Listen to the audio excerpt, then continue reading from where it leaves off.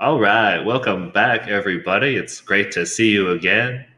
Today I got a special guest. I got Jeong Kahee to speak with us today. Kahee, how are you doing today? I'm good. I finished my all busy work, so I'm free now. So I'm in good condition to do this interview. Well, I'm very grateful you used some of your free time to speak with me today. Yeah, it's very precious time in my opinion. Yeah, work's been a little bit slow lately, so I've been enjoying the time to reach out to trainees and to spread a little bit of knowledge to help out either fellow trainees or to help out native English teachers as well. And I've had conversations in the past with the native teacher at your school in Mokpo, and Mm, she's told me that you are really skilled at working with students in terms of classroom management. Guild. I feel very thankful for that to Emma. Can I tell her name? Yeah, feel free. It's all good. So I'd be curious because I went to school in the United States. In Korea, when you were learning how to be a teacher, what did you learn in university about classroom management? What was the sort of theory, or what did you learn about? When I first read this question, I feel like as a university student, I don't think I learned enough about classroom management because there was no class for that, class or course for that kind of thing. We just learned about some majors in like English education and like English literature or like syntax, like this stuff, Hmm. but not about classroom management. So I studied it by myself when I prepare for the teacher's exam when I have to do the interview. Yeah, so we studied on our own, not from the professors. Well, when you studied on your own, what did you learn about? Honestly, I forgot. Like it was about very like good answers, like very ideal and good being a good teacher like that. So it wasn't helpful. Hmm. So and also the only chance to practice classroom management was when I do the teaching practice in my senior year. Oh, when you actually were practicing as a teacher, like a student teacher. Yeah, that was more helpful What than was just studying by the book. Yeah, I like to think about teaching as a practice. You can read books and it can give you ideas, but you don't really understand how to work with students until you can actually do it in person, right? Yeah, because all the students are different and every year they are different. So when you were a student teacher, what were your first experiences like? My first experiences were like, especially boys, they think, especially like female teachers, is very like their friend, and they think we are more comfortable than the Hmm. other teachers. So one boy tried to do this like shoulder thing to me. Whoa, really? Yeah. Yeah. Is that like a normal thing for Korean teachers and students to do? I hear that from a perspective of an American, and that's a very like unacceptable behavior. Yeah, that's unacceptable, but yeah, I was doing my practice, so I couldn't do like anything with that. I just skipped it. Hmm. And yeah, I learned from the other experienced teacher at that time. They gave you advice. Yeah, many advices, and I can see their class at the back of the class. So yeah, I think Ah, I learned things. you were observing. Yeah, observing. But so in university, I didn't have many chance to learn about classroom management. So I think that's why many new teachers struggle with this classroom management in their first year. Okay, okay. I was a substitute teacher in the US before I came here. Even my first year in Mhm. Korea, I found a lot of struggles initially with classroom management. It does take some practice to figure out how to do it well. Yeah, I think When it comes to classroom management, learning by doing is very helpful. So, in your process, do you have any kind of tips or what you learned to do that was most effective for you as a teacher? Yeah, so I'm getting comfortable like year by year. So in I try to give them a sense of autonomy Hmm. and a right to choose in the class. So and I also try to respect them. So I think it's better than just giving orders and control them, Yeah. because when students feel they're being respected and also they try to respect me Hmm. and the other students too, at first you think, oh, that's crazy, but it's right. They are more powerful and they are more kind than we think, so they Oh, try to follow teachers idea when I respect them. respect is like a two-way street, you're saying. Yeah. Okay. Can you give me an example? You say you want to give your students more choices and autonomy. Is there an example of something you've done in a class recently that exemplifies that? Like for example, if some students interrupt the class, like by talking to each other and don't stop the communication with other students, Hmm. so I try to tell them, if you want to talk more, you can come to the front and talk to the other students and me too.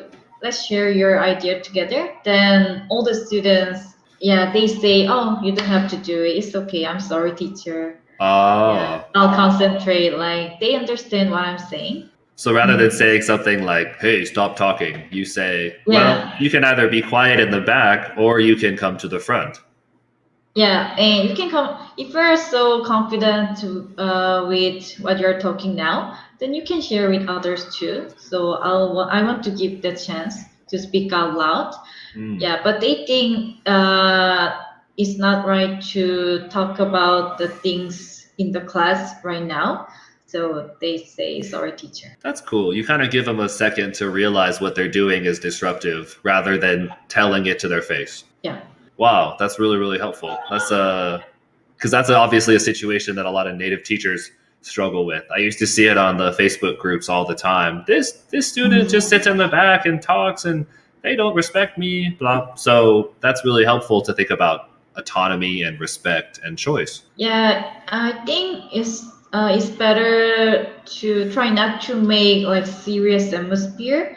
And when teachers get angry, they are, especially that kind of students are very, they always face with that kind of situation, like teachers angry with them and they are not scared of the teachers.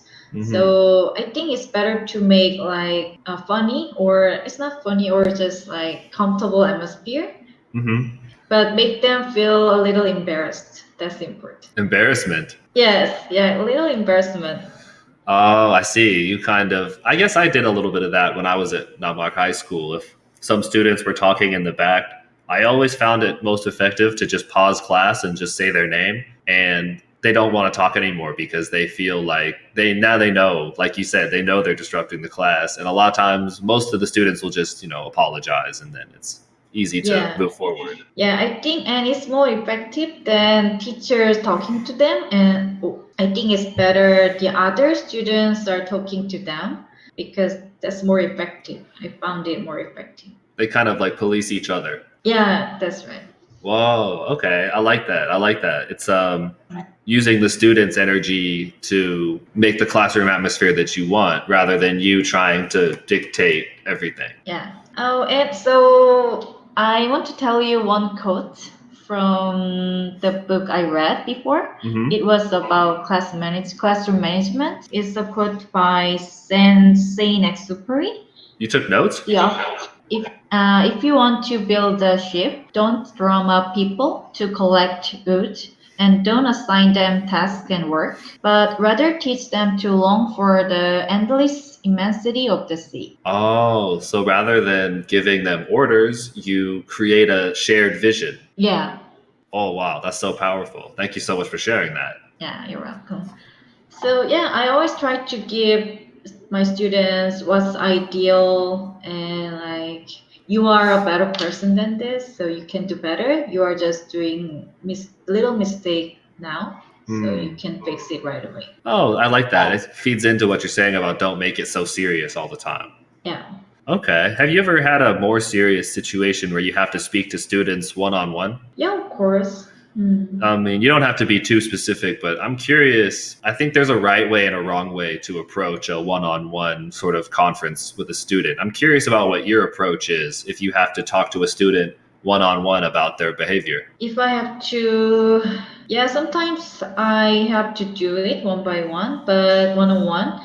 But I think it is very important not to speak with the students in front of the other students. If you scold him or her like in front of the other students, it can be the situation can be very bad, and the students will feel very embarrassed and frustrated and angry too. So So a it little is bit of important. a little bit of embarrassment is fine, but that's excessive But embarrassment. yeah, that's like that is not a good way. So I just tell him or her like, you have to meet me when the class ends. So I try to talk with them individually, not in front of the other students. Oh, okay. And then when you have that private meeting, how do you approach it?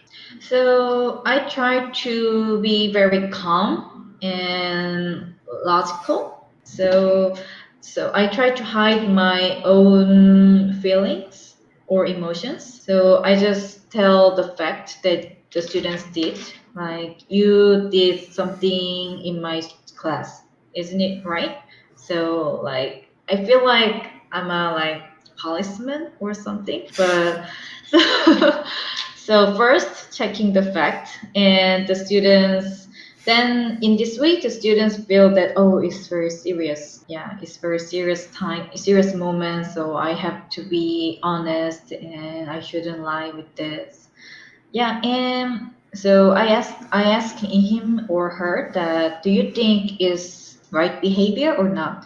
Like, Mm. I ask questions and try to give students a chance to speak their opinion. Oh, I really like that. When I did the last 6 month program, I had a few homework assignments, small assignments, and sometimes the trainees didn't do it. So I would, let's see, I don't want to name names. I'll say like, Gyeongsu, can you see me after class? So I would set him aside and I'm like, I noticed that you didn't do your homework assignment. What happened? I love that question. What happened? It opens up to where I'm not judging them harshly, but rather I'm letting them tell me a story and we can try to resolve something together. Yeah, I remember you asked that question to us like last year. Oh, We are always late in many classes, so mm. I remember you asked, "Oh, you guys are always late. What happened?" Like, we were so, oh, we felt very sorry and embarrassed. So we tried to fix the behavior. Yeah, I mean, I like what you mean when you say keep your emotions calm and ask questions rather than harshly scolding. Yeah. Well, this has been a wonderful interview. I really appreciate you sharing your inputs today, Gahi. I think a lot of people will find your ideas very valuable. Thank you. I won't take up too much of your time. I know that you're very busy and you want to enjoy the rest of your week. Oh, it's okay. But it was a good chance to think about my experiences and what I'm doing nowadays. So I'm just doing without like thinking, but I thought, oh, I'm following some kind of my own rules when I manage my classroom. Yeah, and I think every teacher has to follow their own rules that fit their personality and their students' personalities. Yeah. Well, thank you for joining us today, Gahi. This has been a wonderful interview. Thank you, yeah. Thank you for inviting me in your very helpful interview.